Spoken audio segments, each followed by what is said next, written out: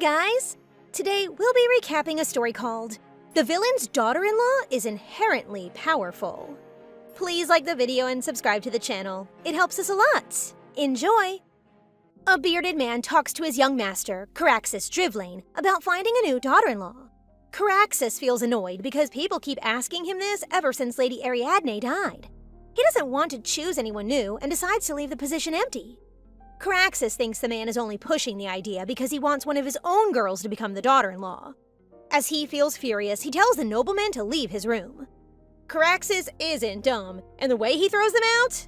Chef's kiss. After they leave, Caraxus stays quiet, thinking about how the elders keep pressuring him to find someone new. At the same time, in another part of the mansion, a blonde maid and two others call for Albino, who looks like a white cat. They tell Albino to clean a certain room that seems like it might be off limits. They warn her that if she doesn't do it, she won't get any food. Albino listens and goes, not because she wants to, but because she has no choice. She's not really albino, as she used to be a person, though she can't turn back into a human form because her Aculus is weak. She feels upset that her life ended up reincarnated inside the novel she once read, right in the middle of the story. No, wait, she used to be human? Someone save this poor girl, please! Before it happened, there's a saintess named Lahin. She came to this world by accident because of a god's mistake. She became a saintess and fell in love with Caraxus. To win his heart, she gave him a holy dice, but he ignored her. She was hurt that made her curse the world and cause it to fall into an endless winter. The empire broke down, people fought over resources, and things only got worse. And that's when Albino was reborn inside the novel as a servant of Caraxus's mansion. Looking at her reflection in the water, she's thankful she inhabits a body that can move freely now. But her life's still dangerous. In her old life, she was always hungry and never truly happy. But now at least she doesn't have to starve. As she starts to clean the room, she hears a man's voice. He notices someone entering the library, and Albino starts to feel scared as she recognizes the man. It's Caraxus. When he asks who she is, she simply says she's a servant and doesn't know anything about the Forbidden Room. He also asks about her family, but she has none, not even a name. After learning that she has no relatives or friends, Caraxus suddenly asks her something surprising. If she wants to become the next daughter-in-law of his family. Albino is taken aback by Caraxus's unexpected offer. The thought of seeing him more often makes her consider a name right away. She recalls a tradition from the Drivlane family where a daughter-in-law must be brought in to marry the heir who awakens the dominant pheromone. It is an ability that determines who will become the head of the family. However, multiple heirs awaken it, which leads to rivalry. As Albino reflects more deeply, she realizes that Caraxus's offer is the most favorable one she has received throughout her past lives. She then asks what benefits she would gain as a daughter-in-law. Caraxus replies that she'll be living a comfortable life with good food and shelter. When she asks why she was chosen, she learns it is because she has not been influenced by the elders, making her a more neutral choice. She's so smart for negotiating already. Like, yes, queen, ask the real questions. Despite this, doubts remain in Albino's mind. She questions whether this is simply a contract and finds herself overwhelmed with uncertainty, especially since Caraxus does not give her a definite answer. As they leave the library, they encounter Nina, who is waiting for Caraxus. She mistakenly thought Albino was a cat, which she got annoyed about. However, Albino is handed over to her for a makeover in preparation for being introduced to the family as a future daughter-in-law. From this point on, she's given the name Sable. Now, under Nina's care, Sable learns that Nina is a cheetah beastkin who has promised to look after her.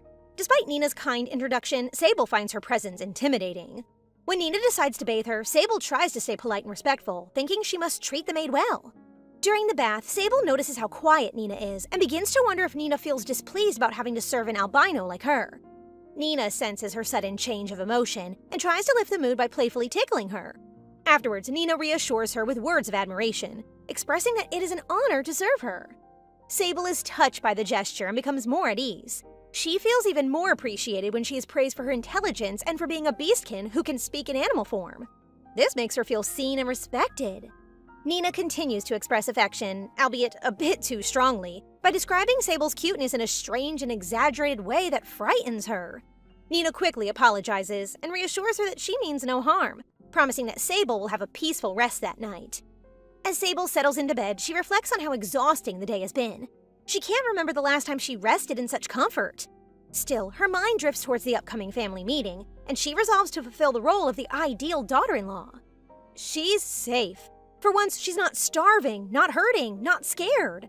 At the same time, she begins to think practically as she knows she must prepare financially in case she decides to leave the mansion. While Caraxus may view her as an ordinary girl, Sable knows the truth of the original story and quietly prepares for what's to come. The morning comes and Nina sets Sable's breakfast on the table. Sable's reaction is pure delight. She feels like she's in heaven, savoring every bite. But as crumbs gather around her mouth, Caraxus gently wipes them away and tells her to eat more slowly. It's in that moment that Sable realizes Caraxus has a caring side. She starts to understand why Lahin might have fallen for him. Still, she reminds herself not to be fooled. Based on the original story, he's supposed to be a madman. Caraxus then brings up her name. From now on, she'll be known as Florine. Hearing this, Florine lights up with excitement. And after 7 possessions, she finally has a name of her own. Florine? It's beautiful! She finally has an identity! Playfully, Caraxus teases her, calling her meatballs, commenting that she's been getting thinner lately. He then places a cookie on her plate, saying she needs more meat on her bones. Florine is thrilled. She can't even remember the last time she had a cookie. Caraxus reminds her to ask for more if she wants another. This moment of kindness leaves Florine confused. Is Caraxus really being nice, or is he just pretending?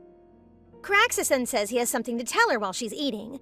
He reveals that he plans to introduce her to the family today. Shocked, Florine drops her cookie, suddenly anxious about whether the family will accept her as a daughter-in-law. But Caraxus reassures her that there's nothing to worry about.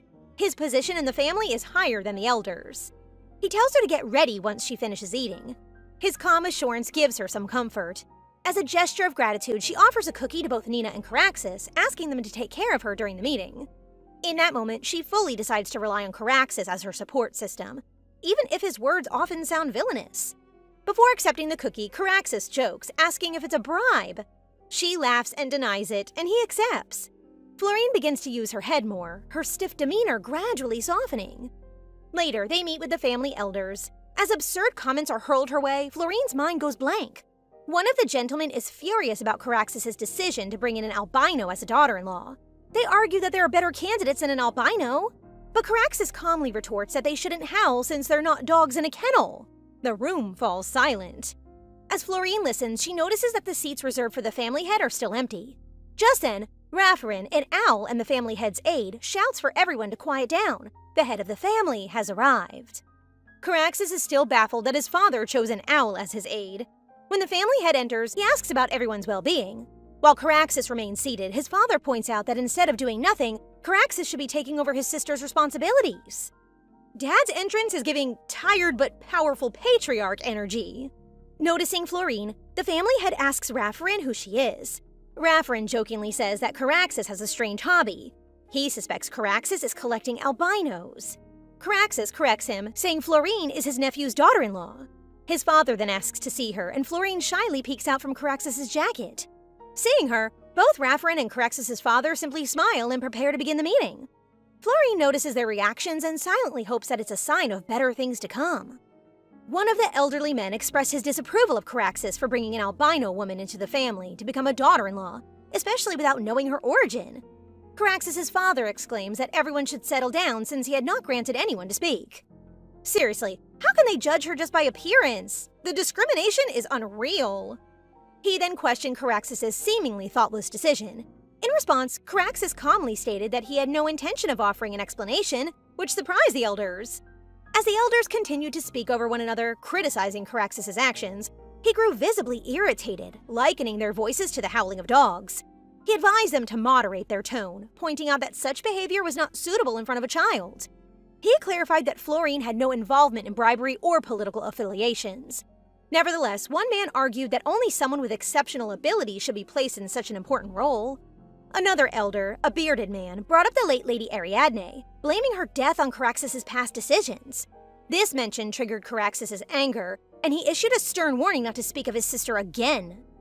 As Florine observes their reaction, she realizes that the empty chair in the room was reserved for Ariadne, who had died during the war. She begins to understand the depth of Caraxus' pain and how much he must have suffered from the loss.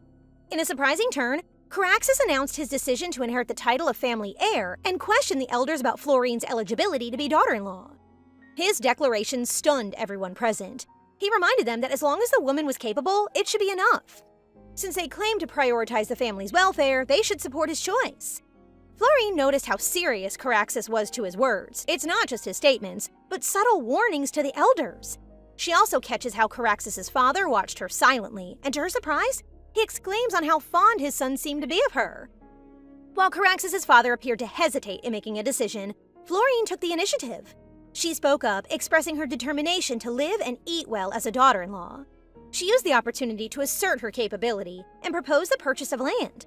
Her abrupt change in that leaves everyone to be surprised. Florine then asks for a map from Raffrin to elaborate on her plan. She points out the land called Luxoria, explaining that with spring approaching, it was the perfect time to invest. The land was fertile, ideal for wheat cultivation. However, the elders doubted her knowledge, accusing her of making up the arrival of spring. Despite their accusations, Florine remains composed in the situation. She further explains that if spring comes, the snow will melt slowly and animals will come to the land. When asked how she could prove her claims, she quickly considers all possible justifications. Caraxes unexpectedly supports her. He tells everyone that Florine has a possession of clairvoyance. When the family head asks further, Caraxes reveals that Florine was, in fact, a saintess. This revelation left everyone in shock. Even I need a moment to breathe. Florine's fake act is now divine. However, Florine thinks that Caraxes only makes things worse with his claims. His announcement surprises everyone in the room. Some of the gentlemen believe him, while others still can't accept the idea that Florine is a saintess. Since then, Florine has begun receiving gifts every single day. When she rants about the situation to Caraxes, he simply advises her to continue pretending to be a saintess. Nina notices that Florine seems bored, especially since they can't go outside due to the blizzard. She suggests they play an indoor game. However, Florine coldly replies that there's no need since Nina is too busy. The truth is, Florine knows that Nina is Caraxes' only maid, and it angers her that he lets Nina handle everything alone. But when she finds out that Nina was originally an assassin sent to kill Caraxes, and that he forced her into a magical contract instead of killing her, Florine begins to see things differently. She starts to think Caraxes is actually a genius for doing that. In fact, she even thinks he might need to do the same thing to her just so she can survive and avoid being kicked out of the mansion. This girl is thinking long-term, survival by any means. Florine then asks Nina to bring her a sketchbook. She begins to plan her future if she continues pretending to be a saintess. Perhaps she could even marry one of the heirs. She doesn't mind which one, since she knows some of them will eventually become obsessed with Lahin anyway. However, she realizes that to avoid ending up on the streets, she needs to stop Drivlane from collapsing. She starts sketching out plans to build a powerful foundation, without relying on her future husband's help. She recalls that in the original story, Lahin heals the male lead's traumas. With that in mind, she sketches all of Ariadne's sons, including Gerd from the Lacanvium family. Once her planning is done, she lies down and hopes everything will unfold as she envisioned. Still, she makes sure she's prepared in case things go wrong, and then she eats a piece of candy to boost her energy. Even master planners need sugar breaks. Florine hopes that by the time spring comes, no one will suspect her of being a fake saintess. She also plans to sell her knowledge of the novel to survive. Days later, Raffrin knocks on the door and tells her that the Lord is looking for her. She steps outside as he escorts her to the king. Florine's heart flutters with excitement. Spring has finally come! Meanwhile, a man observes a new plant sprouting, just as Florine predicted. Although there is still doubt about investing in land in Luxaria, many believe its value will come to rise. Shortly after, Florine arrives and greets the Lord cheerfully. He invites her to sit and enjoy some milk with them, though the cup is large for her. His Majesty notices this and promises to have custom dishware made for her, which delights Florine. The gentlemen gather around her, treating her with warmth and care. Florine senses their kindness, which encourages her to keep up the act of being a saintess. Then, the Lord reveals the real reason he summoned her. It's because of the sprouts found in Luxaria. He wants to ask her a few questions. He asks whether the land will be good for farming and whether it's suitable for plowing and wheat growth. But Florine feels something is off. He's testing her, trying to see through her plans for the land. Florine gathers the courage to say that she has a different idea. She says that the land can be auctioned and sold at a high price to the imperial family. Her idea is based on the original story, where the citizens talk about the sprout in Luxaria. And so, she comes up with the idea that they can sell the land while everyone is eyeing it, continuously raising the price. Drive up demand? Florine, teach us your way! The Lord seems impressed and asks how she came up with this idea. She simply replies that she just kind of thought about it. Florine also adds that Luxaria won't be the only place to experience spring soon. The entire world will also begin to thaw. The Lord then realizes that they will need to sell Luxaria immediately. The noblemen imagine how the royal family will pay a high price for Luxaria, only to find out that the rest of the world will turn to spring soon after. The excitement of getting back at the royal family outweighs even the excitement of earning money. Florine then asks if they still have seeds and fertilizers. The Lord realizes that since spring is coming, they can start selling seeds and fertilizer as well, which she confirms. The Lord is impressed by how she plans things ahead. She recalls that in the original story, Drivlane is both strong in military power and crop cultivation. This is because the Duchess is a spirit summoner and has researched how to grow crops indoors to feed the people. She is pulling lore receipts from the original story like a true reincarnator. She then exclaims that she hopes no one gets suspicious of her, to which the Lord assures her that she wouldn't suggest such ideas if she didn't know anything. The Lord asks her again where she got the idea, and she replies that it's from Caraxes. The Lord seems to realize that his son kind of helped her, which he admires. He then exclaims how valuable her contribution is and needs a reward. When she hears what the Lord says, she feels included. She then tells them what she wants, which are the Drivlanes, and that surprises everyone. The Lord asks Florine if she truly wants the Drivlane family. She boldly replies that they're the strongest and the best in the world. He simply looks at her, making her nervous, so she asks if she's asking for too much. To her surprise, the Lord gently rubs her cheek, finding her adorable, shocking the nobleman. He tells her he can't give her the Drivlane family just yet, but she can choose a private room in the main building. Florine is stunned by the reward, having never expected it. The Lord, thinking it's still not enough, promises to find a way for her to transform into a human. Even if she can't, he assures her she'll always be part of the Drivlane family. Excuse me, who gave him the right to be this wholesome? Still wanting to prove her worth, Florine asks for a map and points out areas she believes will flood. Though some are skeptical, she urges them to trust her, just as they believed in spring's arrival. The Lord orders Raffrin to warn everyone. From then on, Florine is given her own room, with Evangeline as her nanny, Linda as her maid, and John as her bodyguard. Nina still feeds her, though now Linda and John want to as well. Joy fills her heart as everyone in Drivlane talks about her. She wonders if Caraxes knows about her situation. She recalls the last time they met. He had visited her at night and gifted her a communication golem named Pum Pum. Though she hasn't seen him since, Florine treasures Pum Pum, knowing it was a gift from him. Florine, carried on top of John's head like a crown, steals the maid's admiration.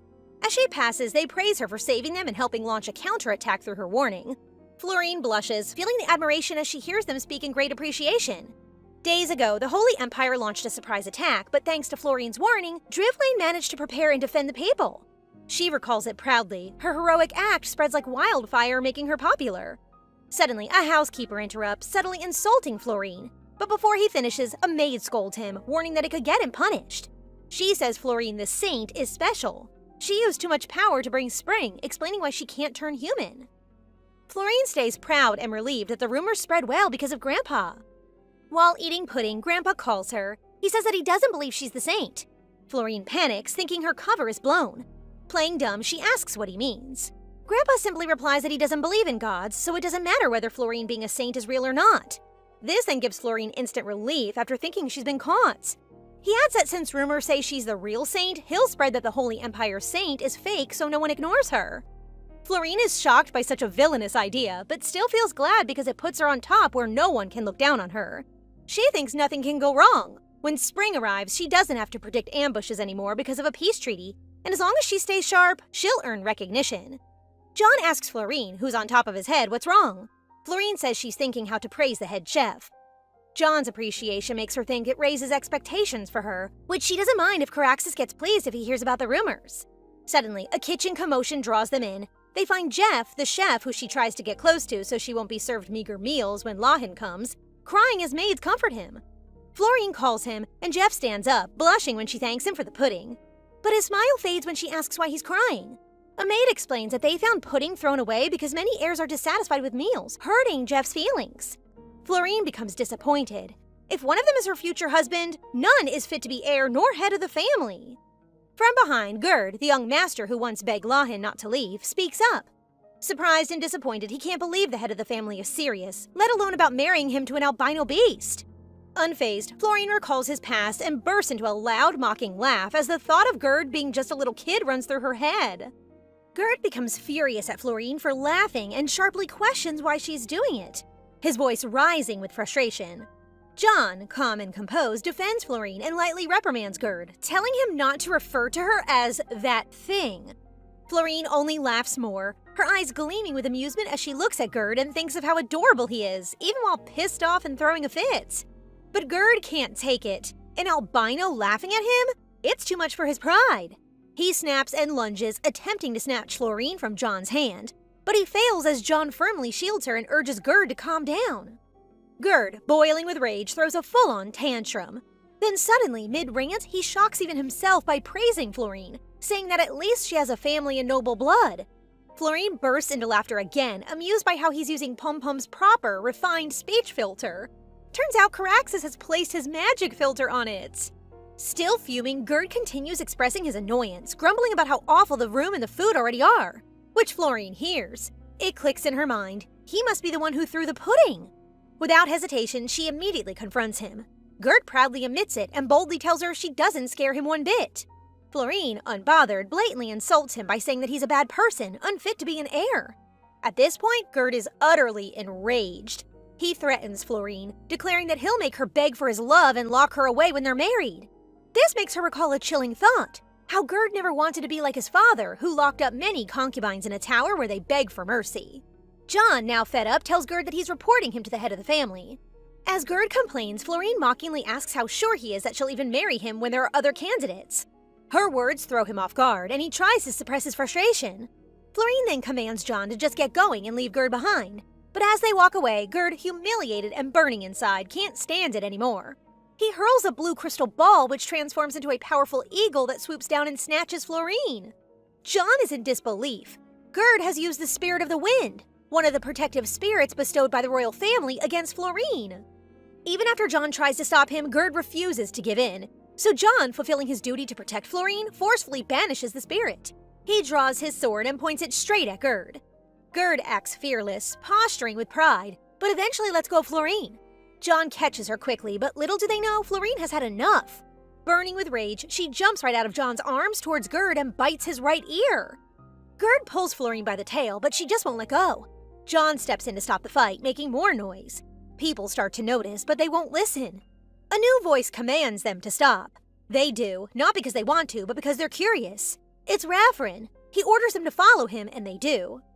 Raffrin brings Gerd to the physician to treat the bite Florine gave him. As he lightly scolds them, Gerd blames Florine and threatens to report her to his father.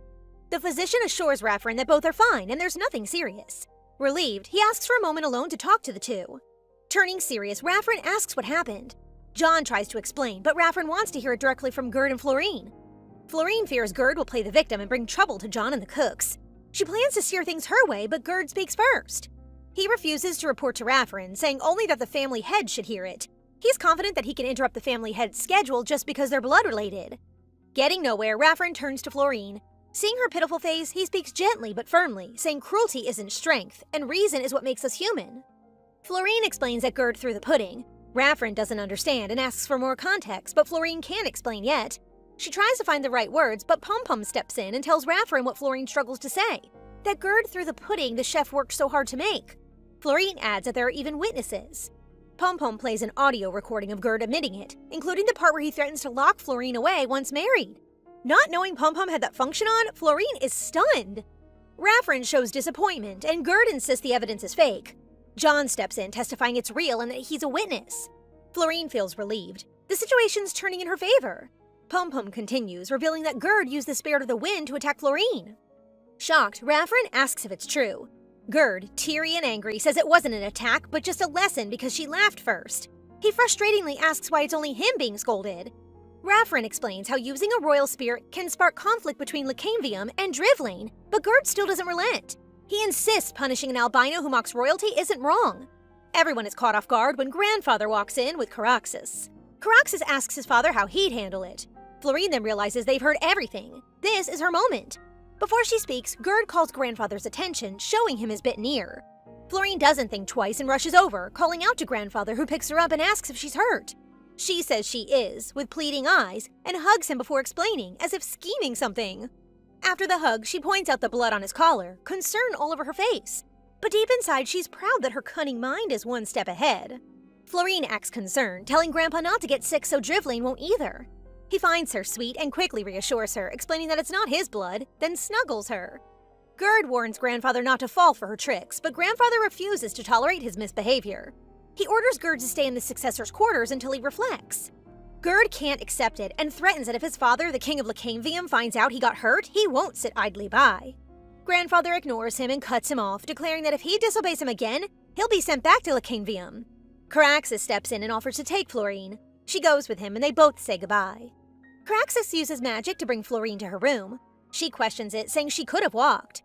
He lays her on the bed, wishing her to rest after everything, but Florine insists she's fine and mentions that Gerd is punished anyway, making Caraxus comment that it should have been worse. Florine responds that it's fine. She won't deal with Gerd anymore since she's not marrying him. True enough, Caraxus reminds her there are other candidates, and one must be decent. Florine expresses she wants to meet them all, but Caraxus explains it may take time since they're in different places. Dante, skilled with swords, is at a military academy. Yuri, a shark beastman from the Magic Empire, is at the palace to grow in a special environment. The last one, whom he avoids mentioning, doesn't count. Florine quickly guesses it's Gerd's older brother, the crown prince, who might give up succession to support their country, which explains why Gerd was sent instead. Caraxus tells her to report any trouble with the candidates to him or the family head, though her bodyguard should handle it first. Speaking of John, Caraxus brings up that he's being punished for failing to protect her. Hearing this, Florine is shocked and finds it unfair. She then rushes to Pom-Pom, who explains her thoughts. Pom-Pom helps Caraxus understand. As a mere bodyguard, the most John could do was draw his sword. It's unfair to punish him for lacking authority. Both Pom-Pom and Florine strongly oppose John being punished. Caraxus calms down, sits beside the bed, and urges her not to get mad. He then shifts the topic to why he brought her, classes that start tomorrow, and about her status because apparently someone wants to adopt her. Florine is surprised. She always thought that was impossible. She hesitates to believe him and starts to wonder, giving her Pom-Pom, calling her a saint to save her, and now this? It's all too good to be true. She finds it strange. She confronts Caraxus, asking why he's being so good to her. Is he hiding something? Caraxus goes back to talking about someone who could be Florine's adoptive mother. The problem is she's in seclusion in the Yantarosa Mountains. This shocks Florine. Yantarosa is formed from a petrified dragon, where most magic fails. She expresses concern for Caraxus' willingness to go there. She returns to the status he mentioned, expressing disbelief. With a bad feeling about his kindness, she asks if he wants something from her. After all, everything has a price. Florine recalls her uncle, who only took her in for insurance money after her parents' death. The trauma still lingers, making her wary. She says she'd feel more at ease if he had some ulterior motive. Caraxus says maybe it's because she reminds him of someone. When Florine asks who, he brushes it off, saying there's no particular reason. He adds that he doesn't want to marry but thinks having a daughter sounds nice. Florine, almost annoyed, clarifies she's not a daughter but a daughter-in-law. Caraxus answers her question about why he didn't reveal her identity or send her away. He simply says it's because he wants to. Florine remains unconvinced. Caraxus caresses her head and assures her there's nothing to fear because she is Drivlane's daughter-in-law. He gently tucks her in and lets her rest. As he leaves, Florine asks if she's not officially his daughter-in-law yet. Caraxus explains she needs approval from the Duchess, who has been in seclusion for a year. Florine realizes that a year ago, Ariadne, Caraxus' sister, died. That's why Inanna Abigail Drivlane, the 18th Duchess and Earth Spirit Mage, remains in seclusion. She understands the Duchess may not be ready to accept a daughter-in-law, even if Florine tries to earn it. The next day during class, Raffrin introduces himself as her instructor. He begins discussing excerpts from a book about the Drivlanes. Florine pretends to listen, but only the surface meanings run through her mind. Raffrin then pulls out a gun, leaving Florine stunned. It converts Aculus into bullets and is considered the Drivlane's most important product.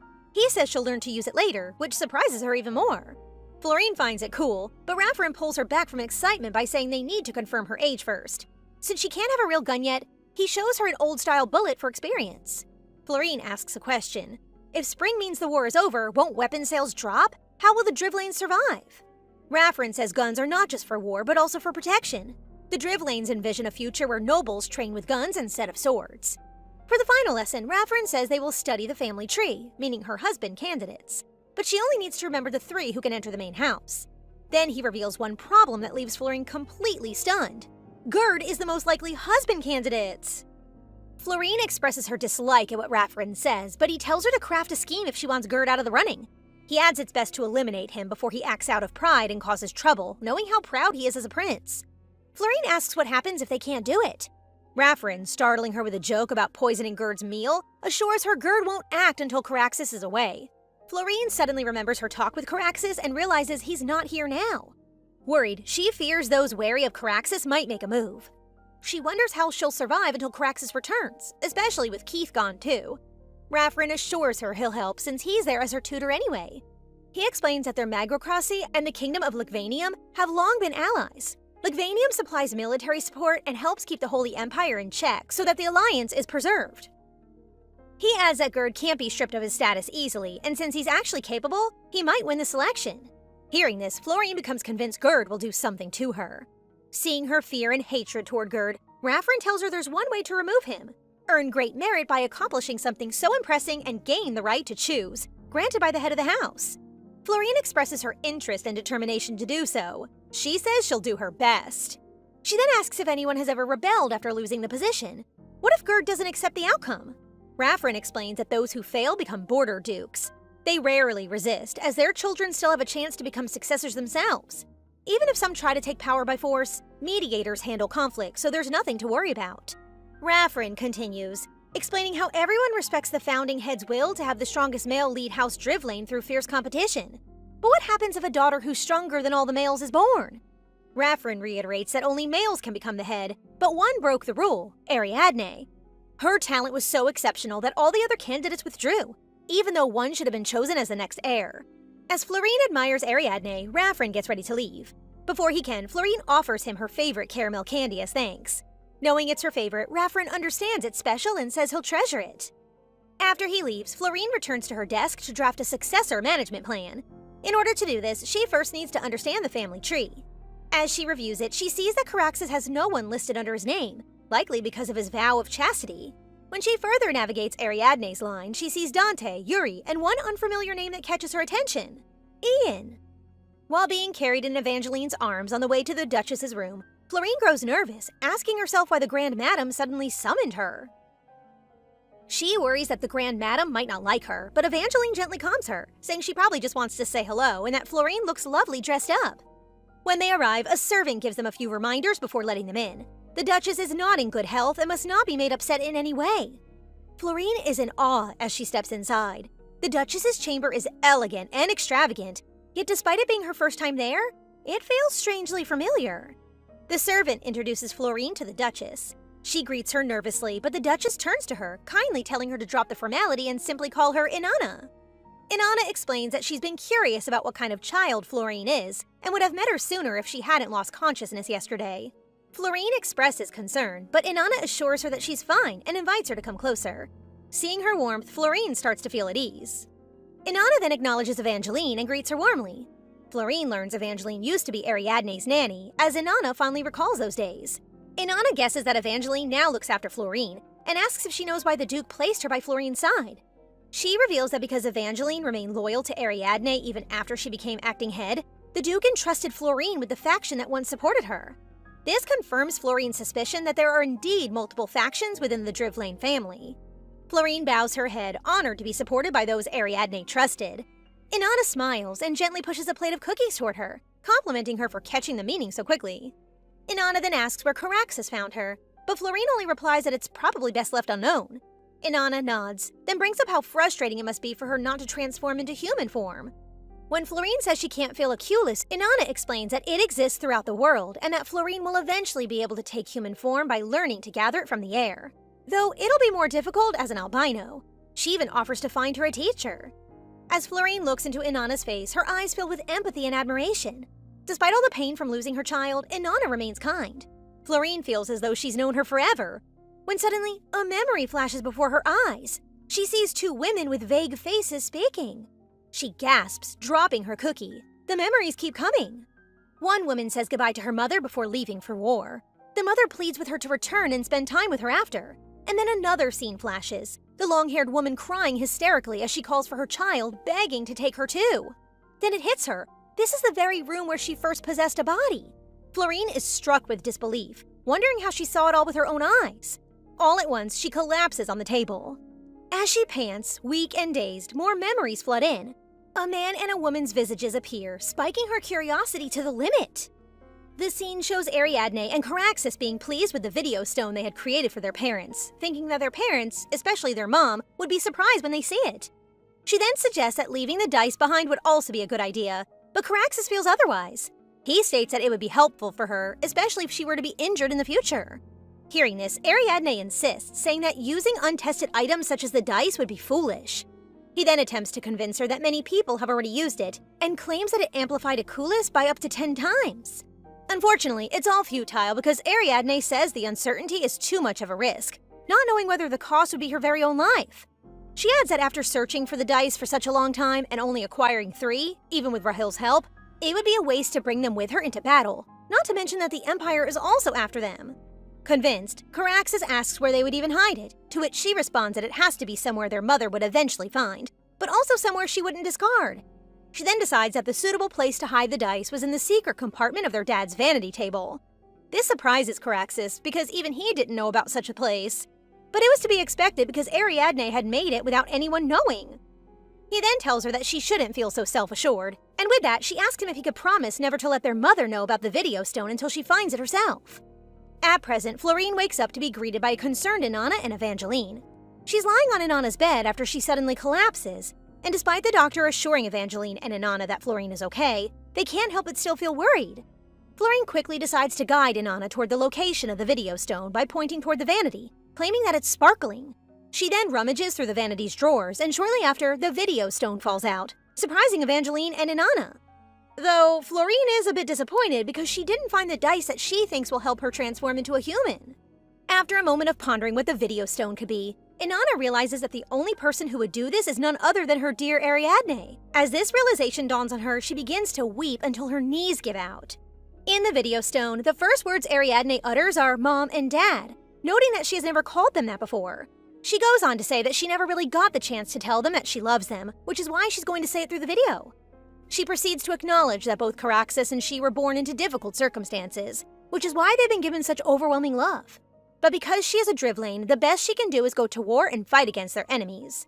The final part of the video is where she finally tells them that she loves her mom and dad, making Inanna erupt into tears along with the family head, who encourages her to express how she feels because that's what their daughter would have wanted.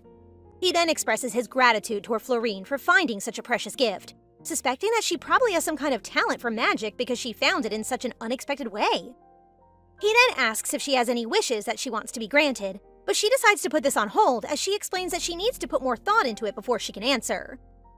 Later that night, Florine feels saddened because she actually wanted to be granted the right to choose her next husband, but the situation earlier was just too heavy, and she didn't want to abruptly bring up the topic of the heir.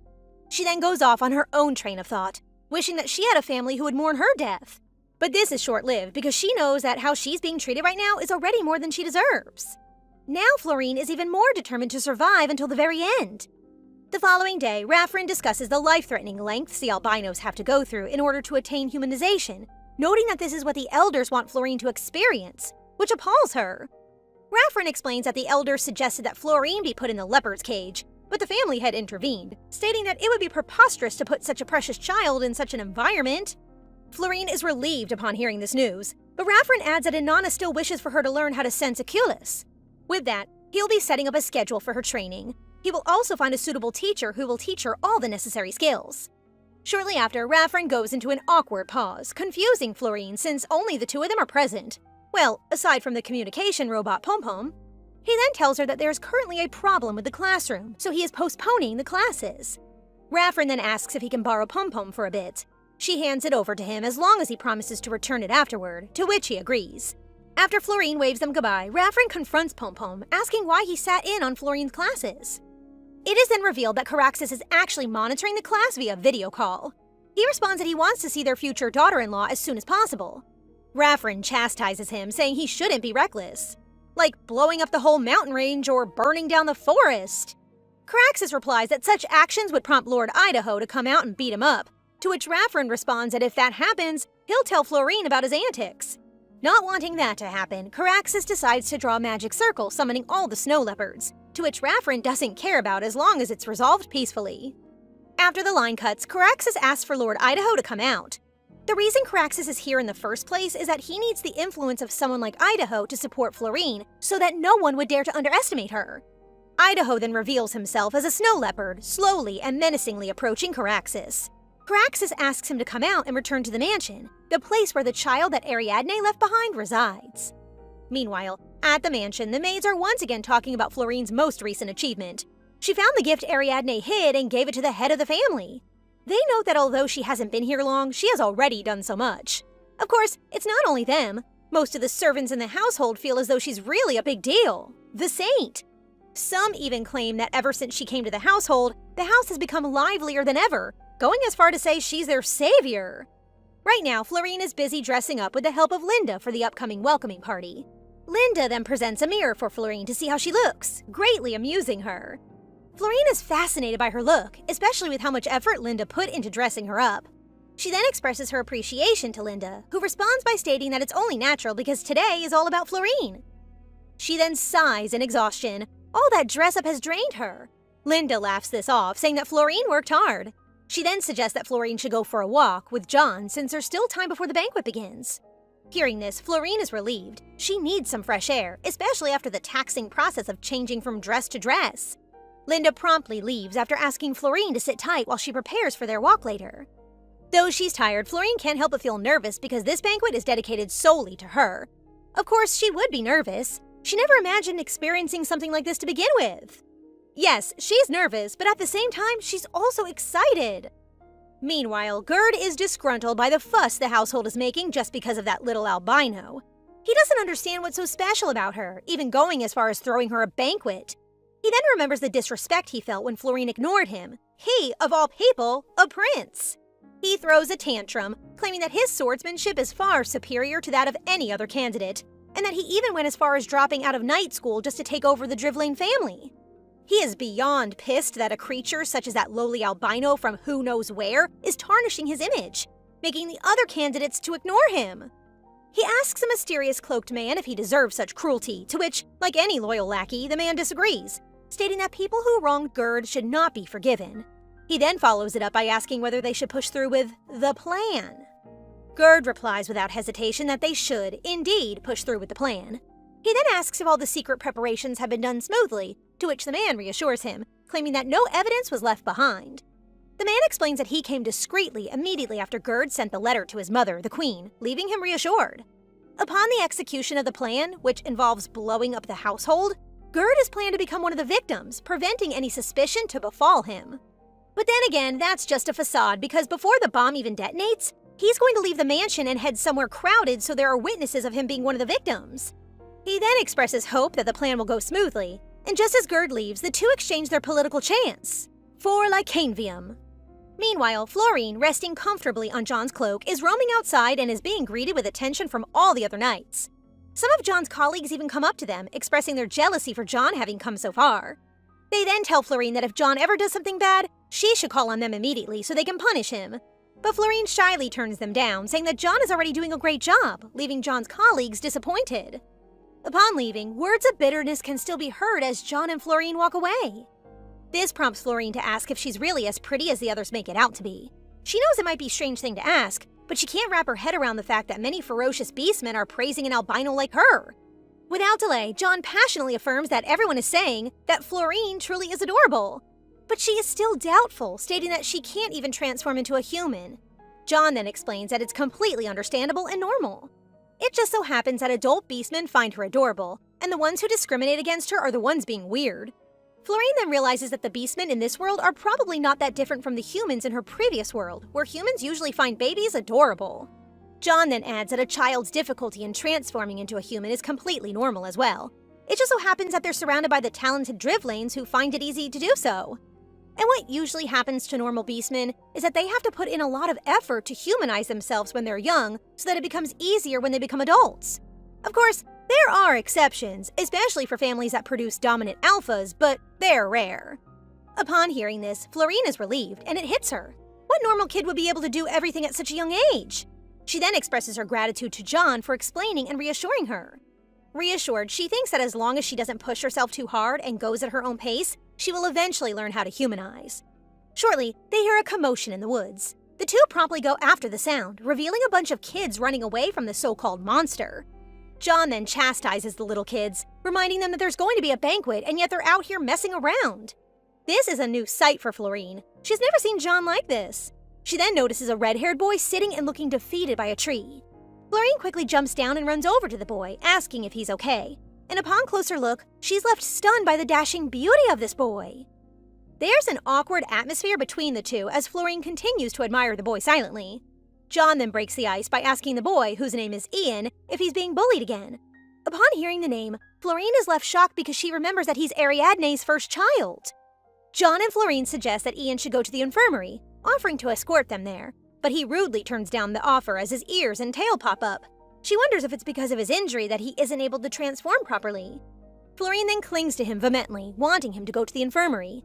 She tells him that if he really doesn't want to go, she'll have to lie to the doctors that she's also sick just for them to rush to where they are.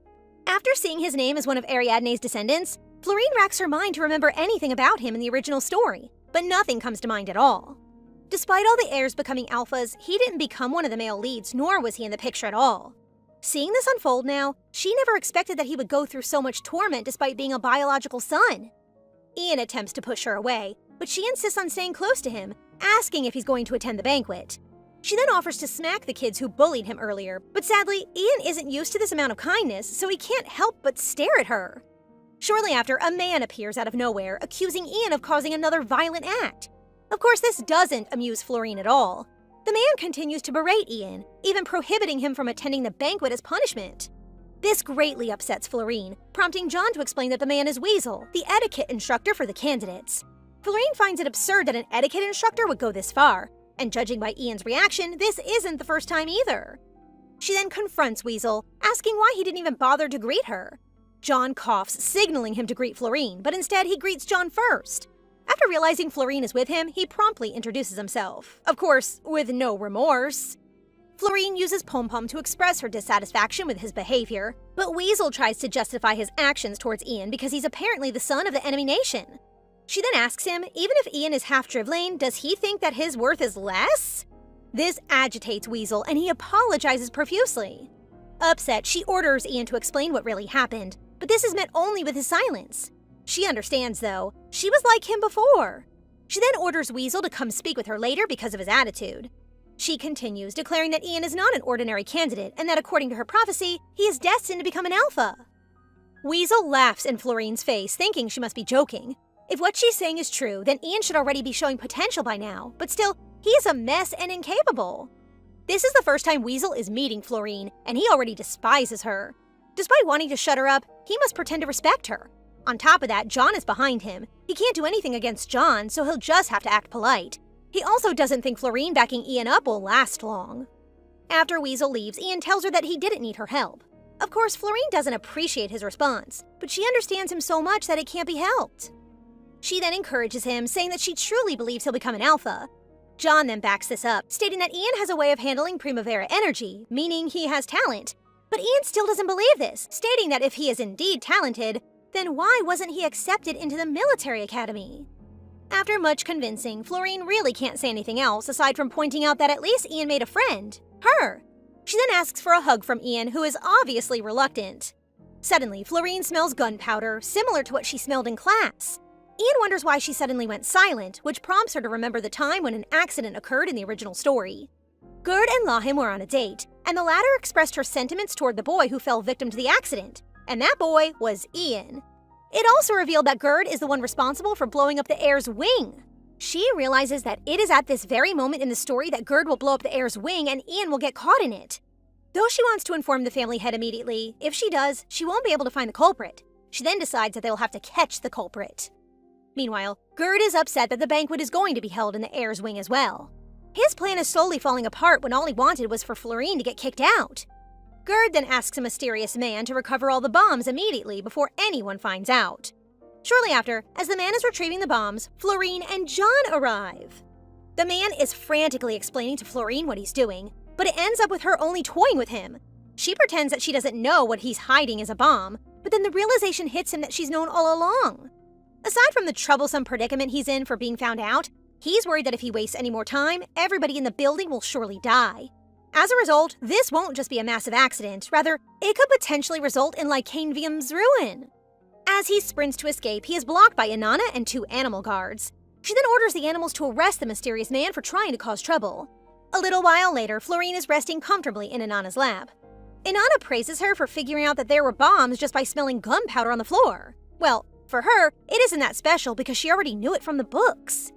Inanna claims that she was surprised when Florine suddenly wanted a treasure hunt, but it was all part of her plan all along. She then reassures her that they will conduct a thorough investigation, but Florine thinks it's unnecessary, knowing it's lycanvium. Florine then digresses, informing Inanna that Weasel hit one of the heirs, Ian, as a form of punishment. Inanna is naturally upset and reassures Florine that she will look into it further. Speaking of Ian, Florine is saddened that he isn't around. Inanna tells her that he's probably isolating himself in his room like he always does. And after hearing this, Florine asks if it's okay for her to visit him. Now that the obstacles are gone, she can freely and safely help him. But just as they're looking for him, an explosion suddenly erupts. So guys, what do you think of this story so far? Please subscribe and turn on notifications for updates on this and all our other stories, so you can be the first to find out when they're out. Thank you so much for your support. See you in the next one!